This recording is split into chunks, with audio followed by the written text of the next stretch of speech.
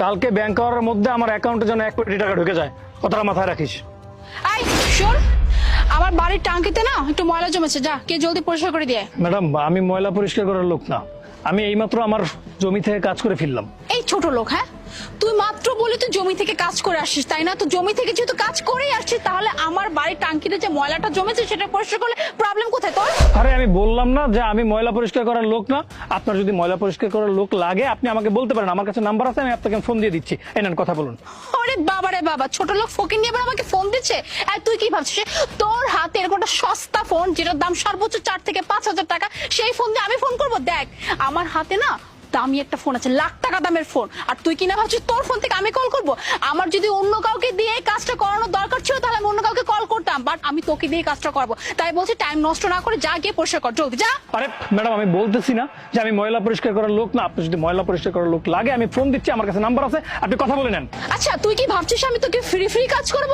Hello, আমি না কাউকে দিয়ে কোনো ফ্রি কাজ করে না। তোদের মতো ছোট লোক ফকিনিতে আমি খুব ভালো করে জানি তোরা টাকা ছাড়া কিছুই করিস না। তুই যে কাজটা করে দিবি না তার বিনিময়ে আমি তোকে 500 টাকা দেবো, যা গিয়ে কাজটা কর। আরে আমি বললাম তো আমি ময়লা পরিষ্কার করার লোক না। আপনার যদি প্রয়োজন হয় আমি লোক দিচ্ছি, আপনি কথা বলে নেন। আপনার যদি টাকা দিয়ে পরিষ্কার করার লোক দরকারই হয় আপনি তাকে দিয়ে করেন না, আমাকে দিয়ে কেন করাচ্ছেন? কাউকে দিয়ে যদি কাজটা করার দরকারই ছিল তাহলে আমি তোকে বলতাম না, বাট আমি তোকে দিয়ে কাজটা করাবো। আর তুই কি জানিস হ্যাঁ, যে কাজের জন্য আমি তোকে 500 টাকা দিচ্ছি না, এই কাজ সর্বোচ্চ 2 থেকে 300 টাকা, বাট তোকে আমি তাও 500 টাকা অফার করতেছি, তাও তুই কাজটা করবি না? আরে আশ্চর্য, আপনি 500 কেন, আমি 5 লাখ টাকা দিলেও তো আপনার ময়লা পরিষ্কার করতে যাবো না। আমি তো বললাম যারা আপনার ময়লা পরিষ্কার করে আপনি তাদেরকে দিয়ে কাজ করেন, আপনি আমাকে কেন টাকার লোভ দেখাচ্ছেন? হেই, তোকে দেখে তো যে কেউ বলবে হ্যাঁ তুই রাস্তাঘাটে এভাবে ময়লা পরিষ্কার করে বেড়াস। হ্যাঁ তুই কি পরছিস? হ্যাঁ এরকম একটা লুঙ্গি, একটা শার্ট, আবার গামছা, হাতে কোদাল, আবার আমাকে বলতেছিস আমাকে দেখে কি মনে হচ্ছে আমি ময়লা পরিষ্কার করার লোক? ও আচ্ছা, আপনি আমার পোশাক দেখে আমাকে বিচার করছেন তাই তো? আপনি যদি আমার পরিচয় জানেন তাহলে আপনার মাথা ঘুরে যাবে। ছোট লোক ফকিনি আবার বলতেছে আমার পরিচয় যদি জানেন তাহলে আপনার পা থেকে মাটি সরে যাবে। এই তুই জানোস হ্যাঁ আমি কি? আমার সম্পর্কে তোর কোনো আইডিয়া আছে? আমি না আপনাকে খুব ভালো করেই চিনতে পারছি। আমি না কয়েকদিন আগে ঢাকায় গিয়েছিলাম। ঢাকার রাজলক্ষ্মী মার্কেটের পাশে ভ্যানে অনেক মানুষ এই ধরনের পোশাক বিক্রি করছিল, তাও আর 50 কিংবা 100 টাকায়। আপনার এই পোশাকের দাম সর্বোচ্চ 100 টাকাই হবে। তোর এত বড় সাহস হ্যাঁ, তুই আমার ড্রেস নিয়ে কথা বলছিস? তুই কি জানিস আমার ড্রেসের দাম কত? হ্যাঁ কত বড় ব্র্যান্ড থেকে আমি ড্রেসটা কিনেছি, কত বড় শপিং মল থেকে কিনেছি, আর তুই কিনা আমার ড্রেসের নিয়ে কথা বলছিস? হ্যাঁ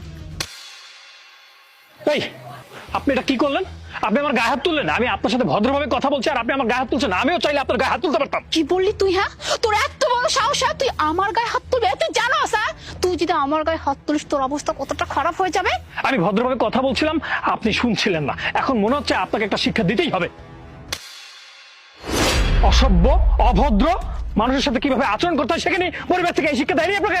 তুই কাজটা ঠিক করলি না। হ্যাঁ তোকে আমি বলেছিলাম যে আমার গায়ে যদি তুই হাত দিস না তাহলে তোর এই হাত হয়তো বা তোর সাথে থাকবে না। দাঁড়া, তোকে না আমি এখন দেখাচ্ছি মজা। আর তোকে আমি বললাম না যে আমি কে এটা জানলে তোর অবস্থা খারাপ হয়ে যাবে।